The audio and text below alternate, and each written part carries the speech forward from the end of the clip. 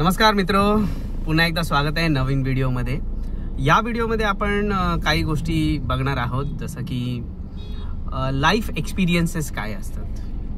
At the age of 35 we have learn some things. We have a friendship of almost more than 15 years. So यामध्ये आपण एक एक गोष्टी discuss करणार आहोत ज्या फार महत्त्वाच्या आहेत लाईफमध्ये. जी येणारी जनरेशन आहे आणि त्या जनरेशनने काय शिकावं, जे आम्ही शिकलेलो आहे त्यांना आधीच या गोष्टी कळावे, या अनुषंगाने आम्ही या गोष्टी चर्चा करत आहोत. सो अनिकेत चोरगे माझ्यासोबत आहे, ठाण्याचे रहिवासी आहेत आणि माझे खूप चांगले जवळचे मित्र. सो वन बाय वन आपण स्टार्ट करूया. सो अनिकेत, फर्स्ट पॉईंट कुठला तुला वाटतो लाईफ एक्सपिरियन्सेस? तर सुरुवात आपली जी होते ती जनरली आपल्या शिक्षणानेच होत असते, बरोबर आहे. सो डिग्री किंवा तुम्ही कोणतंही एज्युकेशन म्हणू शकता, याच्याने आपण सुरुवात करू शकतो. तर डिग्रीबद्दल मला असं म्हणायचं आहे की आपण अनेक जण हे असतं, म्हणजे मला 10वीला एवढे टक्के मिळाले आहेत किंवा मला 12वीला एवढे टक्के मिळाले आहेत. ते ॲक्च्युली ते टक्के जे मार्क्स तुम्हाला मिळतात ते लाईफमध्ये जास्त काही मॅटर करत नसतं. जसं बघायला गेलं तर किरण एकदम, तुम्ही स्वतः बघितलं तर तुम्ही खूप ॲव्हरेज स्टुडंट होतात. हो, आजच्या डेटमध्ये म्हणजे आमच्यापेक्षाही आम्ही तुमच्यापेक्षा जास्त मार्क्स आम्ही मिळवलेत, पण आमच्यापेक्षा जास्त नॉलेज तुम्हाला आहे. हो, ठीक आहे. ते तुम्ही प्रॅक्टिकली काही बुक्स वाचून वगैरे तुम्हाला त्या माध्यमातून ते नॉलेज मिळालेलं आहे. हे तुम्हाला म्हणजे तेव्हा तुम्ही कमी मार्क्स मिळवत असाल, ॲव्हरेज स्टुडंट होता. आज तुम्ही टीचर आहात. अनिकेत, मला आठवत आहे माझे पर्सेंटेज 10वीचे 48% होते आणि 12वीचे कॉमर्समध्ये 52% माझ्याकडे होते. आणि मग TYला मला थोडंसं जास्त मेहनत घेतली, 60% जास्तीत जास्त आले. हा, मग तेच आहे ना, म्हणजे तुम्हाला किती पर्सेंटेज मिळतात. तर मला 75 होते TYला. सो ते मॅटर नाही करत काय. No one is going to ask की तुम्हाला किती पर्सेंट आहेत वगैरे. तर डिग्री हा जो म्हणजे एक पॉईंट आहे, तो फक्त तुम्ही जेव्हा पहिला जॉब मिळवला जाता ना, त्यावेळेला ते लोक तुम्हाला विचारतील की तुमचं एज्युकेशन किती आहे, काय आहे वगैरे. अदरवाईज नंतर जे काय आहे ते सगळं तुमचं किती एक्सपिरियन्स तुम्हाला आहे, तुम्ही काय काम केलं याबद्दल सर्व क्वेश्चन तुम्हाला विचारले जाणार नंतरचे जे पण तुम्ही जॉब करणार आहात त्यामध्ये. तो असं आहे. तर तुझं काय मत आहे म्हणजे याच्याबद्दल? अनिकेत, एक गोष्ट थोडंसं प्रकर्षाने इथे जाणवतं की मी जेव्हा रिझ्युम्स बघतो, मी काही वॅकन्सी साठी अप्लाय तिथे पोस्ट टाकतो, वर्क इंडिया असेल किंवा Naukri.com वर असेल. First thing I observe in resume is कुठून तिने केलेला आहे, साधारणतः डिग्री कुठली आहे किंवा पर्सेंटेज काय मिळालेले. तर तुला असं वाटत नाही की त्या पर्सेंटेजवरून एक थोडीशी आयडिया येते की हा, हिने मेहनत जास्त घेतलेली आहे कॉलेजच्या वेळेला? किरण, आता तुला एक गोष्ट सांगू मी. जर तू बघितलंस लाईक आता जे 10वीचं आहे बेस्ट ऑफ आहे, तर तू त्यावेळेचं आपले 60% आताच्या 60% बरोबर नाही कम्पेअर करू शकत. त्यावेळेला तर तुला 10वीला 60% आहेत, म्हणजे अक्षरशः कॉलेजच्या लिस्ट लागायच्या ना, त्या म्हणजे 60%ला सुद्धा ऍडमिशन मिळताना खूप म्हणजे हे असायचं, म्हणजे मिळून जायचं. म्हणजे मला आठवतंय, मलाही 10वीला 60% होते आणि जस्ट 7 मार्कासाठी माझं लिस्टला नाव लागलं नव्हतं ज्ञानसाधना कॉलेजमध्ये, आणि मला मग डोनेशन भरून नंतर मग ते माझं ऍडमिशन झालं होतं. तर असं आहे. आणि आजच्या डेटला जर तू जाशील ना तर 60% मिळून तुला ऍडमिशन सुद्धा मिळणार नाही. म्हणजे कमीत कमी तुला 80% असायलाच हवेत. म्हणजे कुठल्या छोट्या मोठ्या कॉलेजमध्ये म्हणतोय आम्ही, मोठ्या कॉलेजची तर वार्ताच वेगळी, तिथं 85+ असतं. तर तुला असं वाटत नाही का की कुठेतरी जे एज्युकेशन सिस्टम आहे थोडंफार आता म्हणजे सिम्पल झालंय. म्हणजे माझे अनेक काही मित्र होते त्यावेळेला जे 2-3 वर्ष 10वी पास होऊ शकत नव्हते. काही जणांचं इंग्लिशमध्ये चांगले नव्हते, काही मॅथ्समध्ये चांगले नव्हते, पण बेस्ट ऑफ 5 आल्यापासून काय झालं माहिती आहे का, त्यांना ती इंग्लिशची किंवा एका सब्जेक्टची भीती त्यांची गेली. त्यांना माहिती आहे की म्हणजे मला मी पास होणारच आहे, कळलं. तर त्यामुळे कुठेतरी त्या बेस्ट ऑफ 5 मुळे पर्सेंटेज ते वाढत गेलेत. ठीक आहे. आणि थोडंसं त्यावेळेचं आता नाही कम्पेअर करता येते. आणि त्यावेळेस आपल्या वेळेला जेव्हा म्हणजे 2004-05ची गोष्ट करतोय, हे आता जे बेस्ट ऑफ 5 आल्यापासून मला वाटतं की गव्हर्नमेंटच ॲक्च्युअली एज्युकेशन सिस्टमच अशी बनवलेली आहे की लिटरसी रेट वाढवण्यासाठी कदाचित असू शकतं की मुलांनी 10वी तरी मिनिमम व्हायला पाहिजे, या हिशोबानेच हे चालू आहे. आणि माझ्या मते काहीतरी 9वी पर्यंत फेल पण करत नाही असं पण काहीतरी आहे. अजून ते आहे की नाही माहिती नाही, पण ते पण काढलं होतं सरकारने की 9वी पर्यंत कोणीच नापास नाही, डायरेक्ट 10वीला असं काहीतरी होतं. आता तू त्या फील्डमध्ये आहेस, तुला माहिती असेल. दुसरी एक गोष्ट मला प्रकर्षाने जाणवली, मी कंपनी सेक्रेटरी करत होतो आपण सगळे, तर त्याच्यामध्ये कंपनीज लॉसचं एवढं मोठं असं जाडं पुस्तक होतं आणि त्यात एक 278 सेक्शन 278 होता जो सांगतो की कंपनीचा डायरेक्टर जर व्हायचा असेल तुम्हाला, so you should not have any academic qualification, not necessarily हे तुम्हाला असलंच पाहिजे अकॅडमिक क्वालिफिकेशन. सो तिथे मला जरासं ते हिट झालं कुठेतरी की का अकॅडमिक क्वालिफिकेशन नाही पाहिजे आहे, असं काय डायरेक्टरमध्ये असतं. तर त्या गोष्टींचा थोडासा मी अभ्यास केला आणि पुढे गेलो आणि काही गोष्टींचा एक्सपिरियन्स घेतला आणि वेगवेगळ्या फील्डमधलं थोडंसं वाचत गेलो आणि चांगलं नॉलेज येत गेलं. तर एकंदरीत बघायला गेलं तर यस, काही प्रमाणात डिग्री मॅटर करते, पण इट्स नॉट लाईफ असं बोलू शकतो आपण. डिग्री तुला म्हटलं ना, ते इट्स अ स्टार्टर. गाडी स्टार्ट करण्यासाठी जसं तुला ते लागतं स्टार्टर, तू एकदा लावतो, तर एव्हरी टाइम सारखा दाबत नाही बसत बरोबर स्टार्ट बटन. एकदा गाडीची स्टार्ट झाली तर झाली. मग ते करिअर मध्ये सुद्धा तसंच आहे, नंतर तुझं कोणीही ते बघणार नाही आहे. Right. Okay, so minimum qualification काय ते म्हणजे B.Com आहे, ठीक आहे. बरोबर. नेक्स्ट पॉइंट आपण डिस्कस करूया. तर नेक्स्ट पॉइंट आहे, आता नेक्स्ट पॉइंट आपण काढला होता कीप लर्निंग. कीप लर्निंग म्हणजे काय, तर काही जण असतात ते झालं, मला एक स्पेसिफिक डिग्री मिळाली, मी एक्झाम दिली गव्हर्नमेंटची किंवा कुठलीही, मी नोकरीला लागलो, संपलं, म्हणजे हेच माझं लाईफ आहे, याच्या पुढे बस झालं, आता हेच सेटल, आता मी याच्यामध्ये होणार. मग तिथे थोडंसं पोस्ट वगैरे मिळणार, नेक्स्ट रेजिग्नेशन, त्याचं प्रमोशन होणार वगैरे. त्यामुळे आपण नवीन गोष्टी ज्या काही शिकायच्या आहेत त्या शिकायचं बंद करतो, संसाराच्या गाड्यात किंवा इतर काही गोष्टींमध्ये आपण इन्व्हॉल्व्ह होतो आणि थोडंसं जॉब करून किंवा इतर काही गोष्टी करून बिझनेस प्रोफेशन आपण असं समजतो की नाही, म्हणजे अजून गोष्टी शिकायची काही गरज नाहीये, पण ऍक्च्युली आपल्याला शिकायच्या भरपूर साऱ्या गोष्टी असतात लाईफमध्ये, because life is full of unexpected thing. कधी काय होईल माहिती नाहीये, त्यामुळे नवीन विषय धुंडाळत राहिला पाहिजे. आणि मला असं आठवतंय, मी अनेक पुस्तकं वेगवेगळ्या विषयांवरची वाचली, त्याच्यामुळे वेगवेगळ्या डिफरंट फील्डमधलं मला कळत गेलं. म्हणजे आजही मी यूट्यूबवर अनेक गोष्टी शिकतो.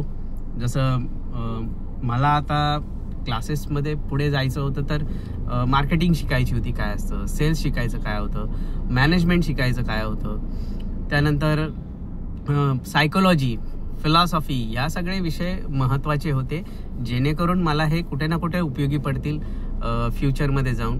तर आणि तुला अजून काय वाटतं, तू काय शिकलास? आता कीप लर्निंग, आता बघ, मला मी रिसेंटली गोष्ट सांगतोय कशी, आमचं टाउन हॉल होतं, ठीक आहे, तर आमचं CFO आले होते. CFO आमची जनरली तिकडे दिल्लीमध्ये असतात, तर महिन्यातून आमचं एकदा टाउन हॉल असतं. तर आता गेले 2 टाउन हॉल आहेत ना, त्याच्यामध्ये तर तो CFO he is a basically chartered accountant, खूप जुना चार्टर्ड अकाउंटंट, आताचा नाही. आता म्हणजे बघशील, म्हणजे त्यावेळेला 100त एखादा व्हायचा, आजच्या घडीला बघशील ना, 100त असे 15 वगैरे 20 जण होत आहेत. म्हणजे ते त्यावेळी झाले होते CA. तर ते सारखं एकाच गोष्टीवरती प्रकाश टाकतात की अपस्किल करा. म्हणजे आता तसं नाहीये पहिल्यासारखं की माझं झालं, मी CA केलं म्हणजे संपला विषय, आता माझं लाईफ पुढचं सुकर आहे, हे नाही बोलता ना तुला. हे IT पेक्षा कुठली दुसरी फील्ड सांगू शकत नाही. आता IT बघितलंस तू, तर बेसिकली AI सगळीकडेच आहे, IT आहेच आहे. सी, कुठली AI मुळे सगळ्यात पहिली कुठली फील्ड जर हे होणार असेल, इम्पॅक्टेड असणार आहे, तर ती आहे IT. सगळ्यात पहिली असणार ती ITच आहे, ठीक आहे. आणि स्लो बाय स्लो सगळ्यांनाच त्याचा इम्पॅक्ट होणार आहे. तर त्यांनी दोन्ही त्या टाउन हॉलमध्ये एकच गोष्ट सांगितली की नाही, तुम्ही अपग्रेड केलं पाहिजे, तुम्ही अपस्किल केलं पाहिजे. कारण की तुम्ही इरिलेव्हंट आम्हाला व्हायला नाही पाहिजे. एखादी व्यक्ती जर इरिलेव्हंट झाली तर आम्हाला त्याचा उपयोग नाही आहे. राईट. कारण की AI आल्यापासून समोरचे आपले क्लायंट्स आहेत त्यांच्याही डिमांड वाढल्यात. What they expect. आणि दुसरं एक, सॉरी तुला डिस्टर्ब करतो इथे, दुसरं एक काय आहे, एकच एम्प्लॉई जो आहे तो वर्षानुवर्ष तेच काम करतोय, त्यामुळे कंपनीला व्हॅल्यू ऍडिशन काय वाटत काहीच नाही वाटत. सो व्हॅल्यू ऍडिशन साठी त्याने नवीन काहीतरी गोष्टी शिकल्या पाहिजे, जेणेकरून कंपनीला पण वाटावं की हा याला प्रमोट करावं, याची सॅलरी वाढावी. एक्झॅक्टली. ऍक्च्युअली स्टॅग्नन्सी हा सुद्धा रोल आहे. आता तो बघितला TCS मध्ये, आता त्यांचं म्हणजे जे काय TCS चेअरमॅन वगैरे त्यांच्याशी जेव्हा चर्चा झाली, म्हणजे अनेक त्यांचे मी इंटरव्ह्यूज बघितले, त्यामुळे त्यांनी काय सांगितलं की एक एम्प्लॉई गेली 10 वर्ष एकच काम करत चाललेलं आहे, एकच काम करत, आजच्या डेटमध्ये ते आउटडेट झालेले आहेत. ठीक आहे.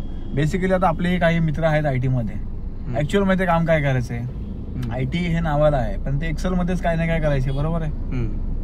प्रोग्रामिंग असेल, हे असेल. आजच्या डेटला ChatGPT तू एक कमांड दिलीस, ते सर्व लँग्वेज मध्ये तुला ते लिहून देतील, ते तुला जो काय प्रोग्राम हवे ते. बरोबर आहे.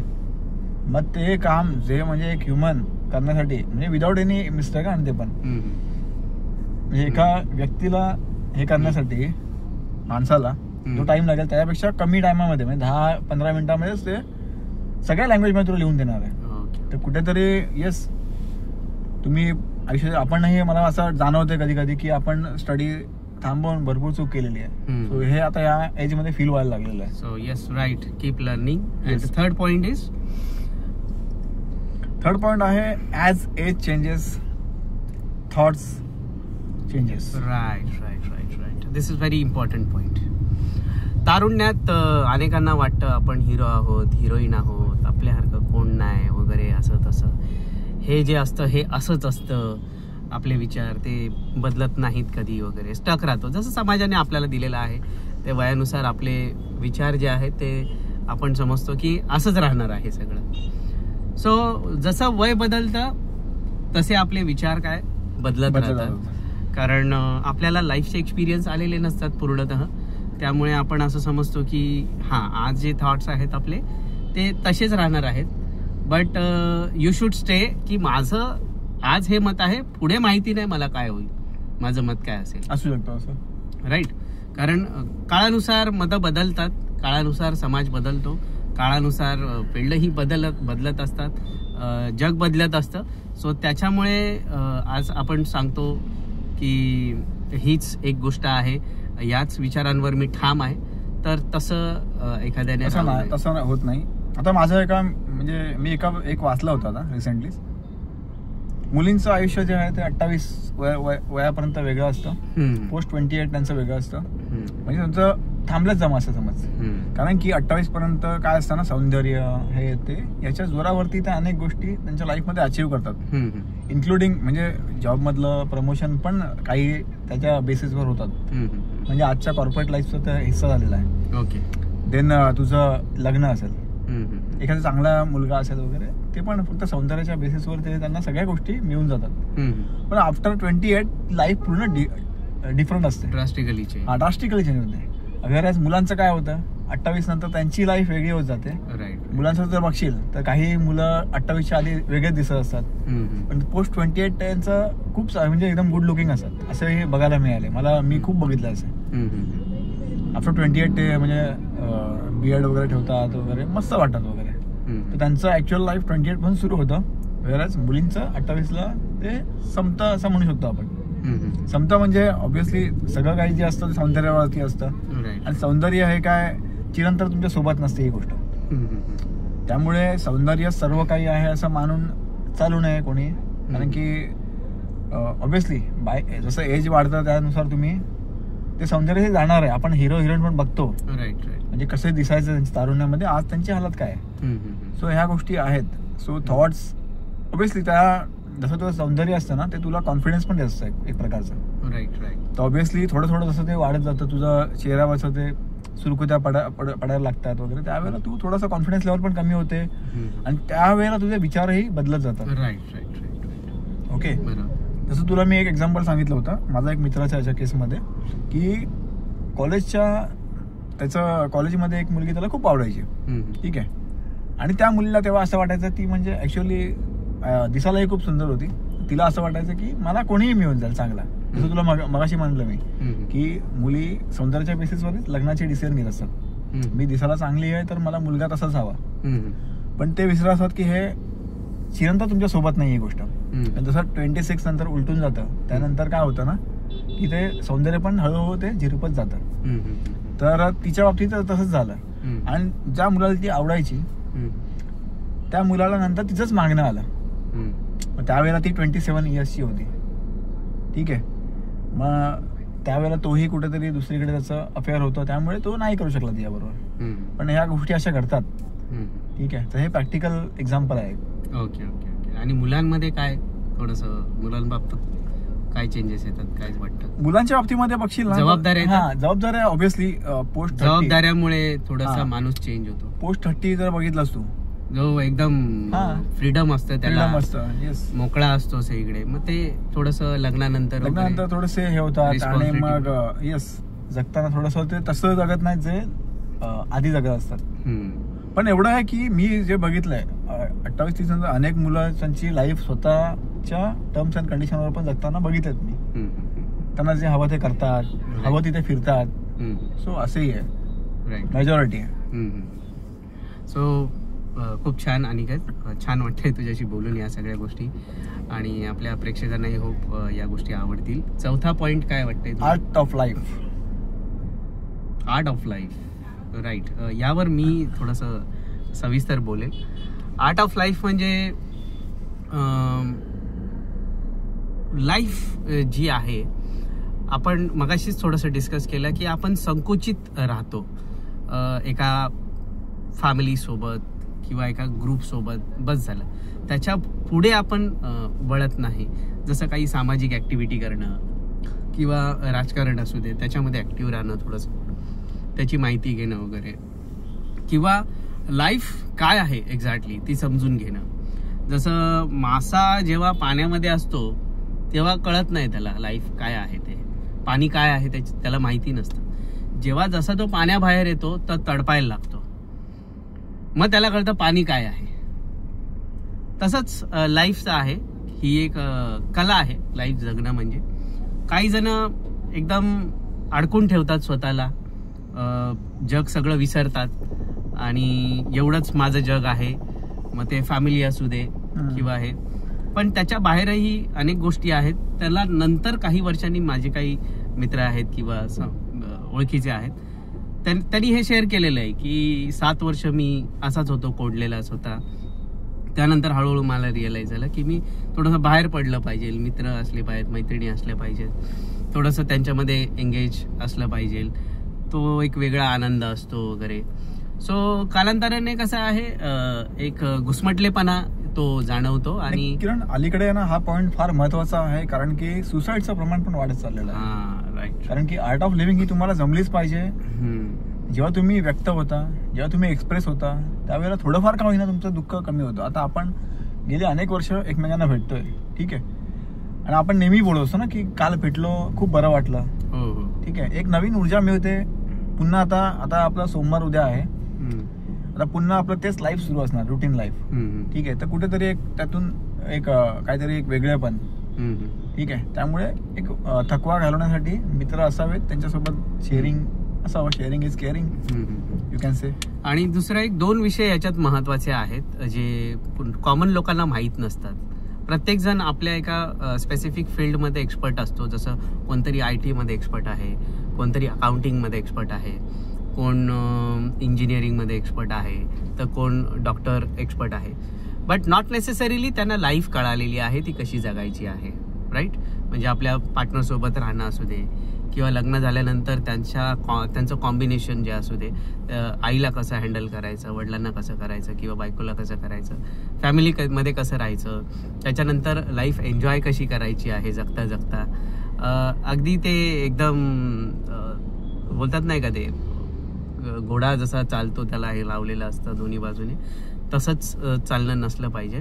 सो 4 अँगलने आपण ती जगली पाहिजे. ह्याच्यामध्ये 2 विषय महत्त्वाचे असतात, एक सायकोलॉजी आणि एक फिलॉसॉफी.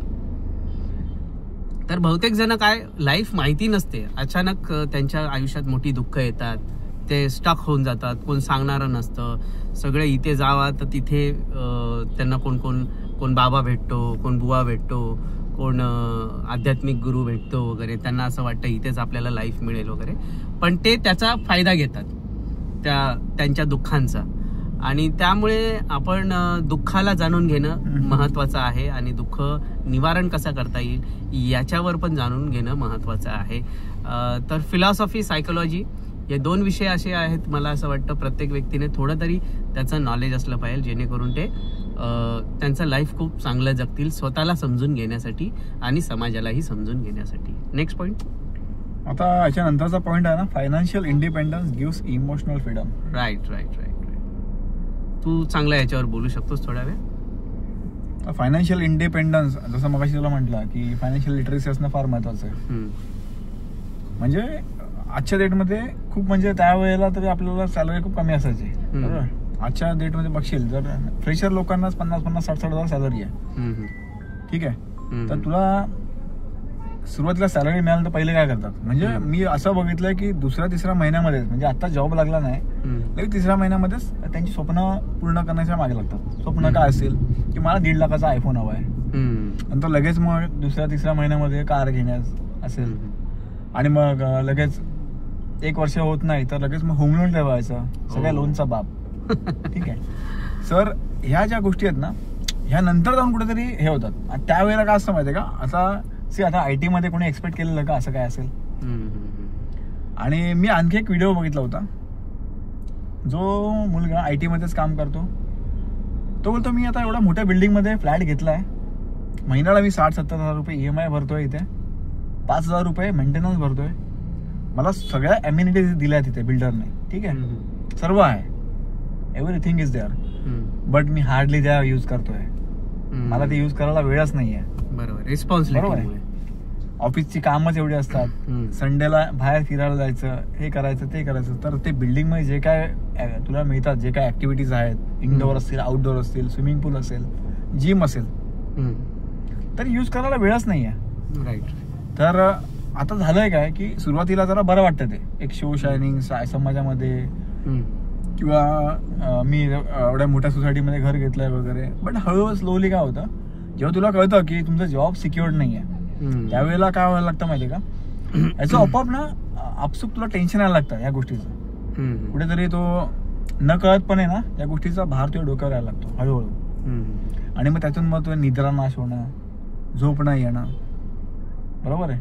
आणि मग अनेकदा असं झालंय की चला बायकोच्या ओव्हर अँबिशियसपणामुळे पुरुषही तिकडे ढकलले जातात, स्वतःला ते ओढून घेतात तिथे. ते ऍक्च्युअली त्यांना माहिती असतं की ही गोष्ट कठीण आहे, वाईफ पण जॉब करत असते, हा पण जॉब करत असतो, मग ते त्यावेळेला ते निर्णय घेतात. पण कुठेतरी तो फायनान्शियल फ्रीडम पाहतो मुलांचा सुद्धा, फिरता येत नाही त्यांना, मनाला हवं तसं जगता येत नाही. आणि होम लोन आहे ना, ही गोष्ट काय आहे ना 25-30 वर्षांची आहे, आणि जसं RBI तुमचा रेपो रेट, म्हणजे अर्ध लाईफ त्याच्यामध्ये, अर्ध लाईफ पेक्षा जास्तही जातं असं नाही. रेपो रेट तुमचा कमी जास्त होतं, त्याच्यावर तुमचा बेसवर तुमचं टेन्युअर डिसाईड होत असतं. म्हणजे भले मी लोन घेताना 25 वर्षाचा मला ते असेल टेन्युअर, जर तो रेपो रेट वाढत गेला RBI ते वाढवला, तर माझा टेन्युअर वाढत पण जाणार, तो 25चा 26 वर्ष 27 वर्ष होणार. आता माझं एज समजा 30 आहे, तर मला मॅक्सिमम 30 वर्षापर्यंतचा टेन्युअर मला बँक देऊ शकते, बरोबर. तर जसं 30च्या वरती गेला का तुझा EMI वाढणार. तर सांगायचा मुद्दा हा आहे की आपल्या अकाउंटमध्ये इनफ पैसा असेल, आणि माझा खर्च 50,000 आहे महिन्याचा, आणि माझ्या अकाउंटमध्ये 5 लाख पडलेले आहेत, 10 लाख पडलेले आहेत, सो इमोशनली मी खूप स्ट्रॉंग फील करणार स्वतःला, राईट.